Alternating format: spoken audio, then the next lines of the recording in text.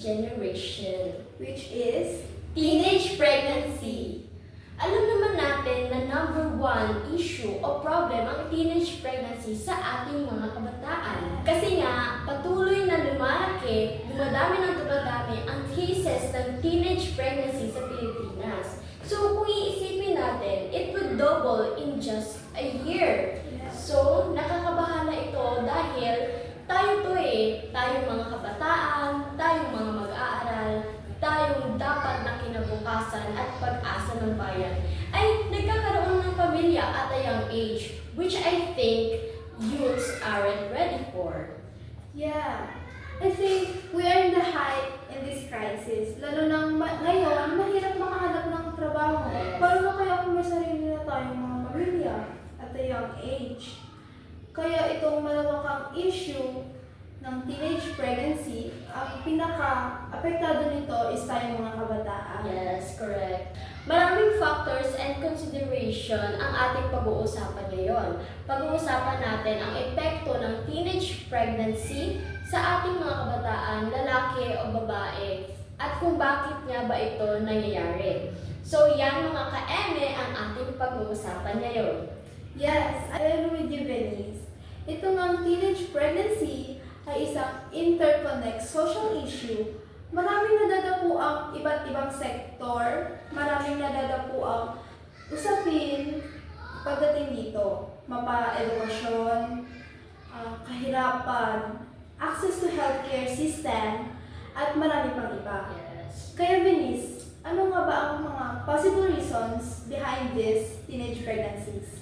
Okay, so sa palagay ko, ang unang dahilan talaga niyan is ang sexual abuse. Yes. Ito ay bagay na sa pilitang ginagawa sa isang babae without her consent. Nakakalungkot lang kasi mostly sa sexual abuse, ang umaano sa kanila is either their father. Yes, mga tito nila, mga iba dyan yung mga, pinagkakatiwalaan pa ng mga parents nila. Yes. Pero parang sa mga napapanood ko, mas kadamihan yung mga stepfather. Oo. Mga stepfather, ganyan. Hindi yung, kaya bihira na lang talaga kung may stepfather ka na respetuhin kayong dalawa ng mother mo.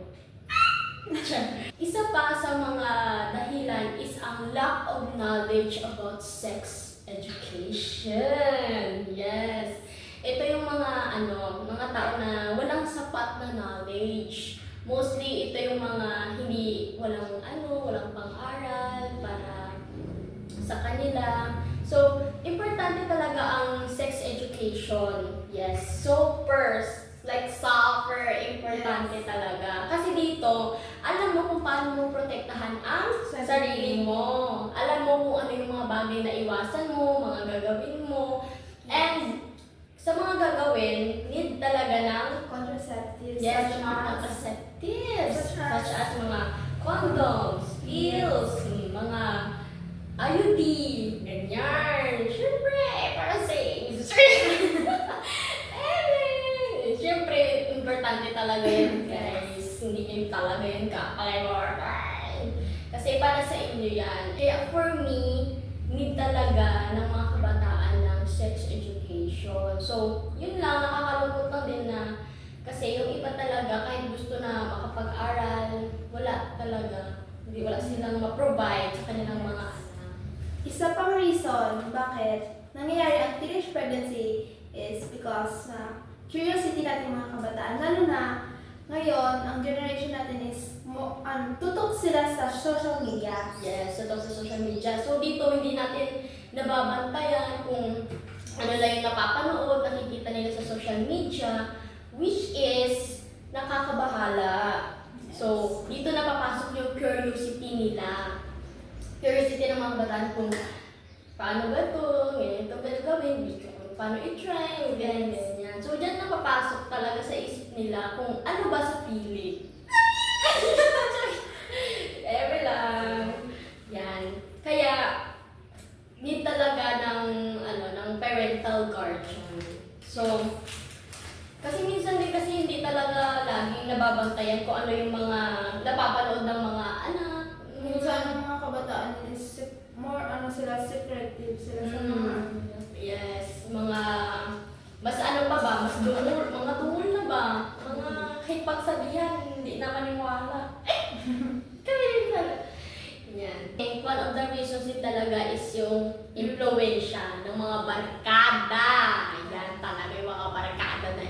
syempre, mga influensya nila nga, breathe. Sige, sila, ganyan. Kwento-kwento. Syempre, parang ma-pressure mo ng isa, dapat mahimo niya man. Yung sina, girl. Kayo ba na niya? Girl. Sorry. Mga ganyan. So, kayo dapat ipiliin nyo rin yung mga, mga maging barkada nyo. Like, okay lang kung, okay lang man kung may mga ganyan talaga, hindi talaga maiwasan yung mga ganyan na barkada. Pero, alamin mo yung limit mo kung tutularan mo o hindi. Nasa sayo pa rin ang desisyon. Yes. Okay, let's move on sa consequences naman. That's my effect. Ang una talagang mangyayari dyan is, syempre, maapektuhan ang iyong pag-aaral. Yes, ayan talaga. Kaya, kung gusto mo talaga ng magandang future, mag-isip-isip ka, girl. Hindi ka basta-basta mag-ubog ng damage. Okay, ganyan. Maapektuhan talaga ang pag-aaral. And isa pa, pwede pa kayong magkaroon ng anxiety or depression. Magkakaroon ka rin ng mabigat na responsibilities which is dapat hindi nararanasan ng mga kabataan like us. Na hindi pa dapat nararanasan ng ganitong edad yung mabigat na responsibilidad na yon. And syempre, maapektuhan talaga yung health natin. It's because syempre, mag-overthink ka, made-depress, kaka-anxiety, ganyan. So, ang mangyayari niyan is, maiisip ka na, ano kaya yung magiging future ko? Paano ko bubuhayin ang anak ko, ang pamilya ko, kung wala ka pang trabaho? Yes. So, paano ka bubuhay ng isang pamilya kung wala kang sapat na pera o trabaho para ipambuhay at ipakain sa kanila? Yes. And then, syempre, ganyan, madidepress ka, mag-overthink ka, kung ano ba yung iisipin ng mga tao sa'yo, pagchichismisan ka. Syempre, may effect talaga yan. Kaya kung teenage mom ka at magkakaroon ka ng problem sa health mo because of the judgment of the others, maaaring maapektuhan yung child mo at maging premature siya. Need mo talaga na i-take care, protektahan mo yung sarili mo and alagaan mo yung mental health mo for your baby para maging safe. So, ngayon, Trish, makinig kayo mga ka-eme. So, for you, ano ba yung mga maa-advise mo sa mga kabataan o di kaya sa mga kabataan and mga teenage mom na? Ay, hindi sa mga kabataan na lang muna. Sa mga kabataan, I advise na sana maging responsible and also maging mindful sa mga ginagawa natin. Very demure! Very mindful! Yes, syempre, importante talaga na dapat maging responsible tayo sa ating mga sarili. Maging aware, maging aware tayo. Kung sa akin naman, syempre, kung gagawa man kayo ng kababalaghan, kung gagawa kayo ng kababalaghan, make sure na gumamit kayo ng contraceptives para at least maiwasan yung pagkakamali. Ganyan. And sana, ang advice ko sa inyo is, pahalagahan nyo yung mga sinasabi sa inyo ng mga magulang nyo. Hindi nyo dapat yan ginapasa walang bahala lang. Kasi para din yan sa inyo. Ngayon kasi mga kabataan talaga, hindi talaga nakikinig sa mga magulang, mga terorista na ano tawag dyan? Ano na ba? Dungol.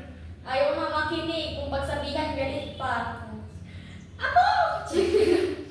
Ganyan. Pero, syempre, know your limitations talaga. Know your limitations pa rin. And sa mga teenage mom, so, siguro sa mga teenage mom, hindi lahat dapat hinuhusgan. Hindi natin sila hinuhusgan. Kasi hindi natin alam yung reason behind. Hindi natin alam na ganito yung nangyari sa kanya, ginanto, ganyan. So, we don't have the right to judge them. Yes. Correct! Diba? Lagi tayo karapatan na i-judge sila. So, sa mga parents dyan, mga teenage moms, patuloy lang basta wag nyo lang hayaan yung mga anak ninyo. And maging responsible tayo. And kung pwede, ipagpatuloy nyo ang pag-aaral nyo kasi makakatulong yan sa pamilya